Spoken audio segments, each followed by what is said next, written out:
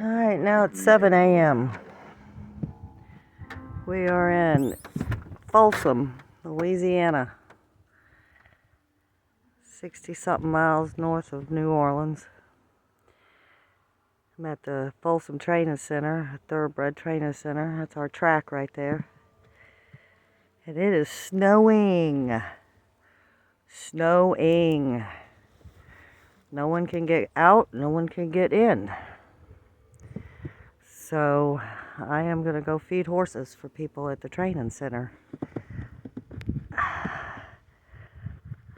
I don't think I'll make it to work today, which is in Covington. It's hard enough walking in this stuff, let alone trying to drive. But this is amazing. This is totally, totally amazing. What?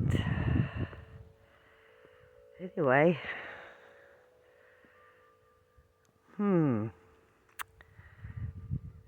Let's see what we could get done.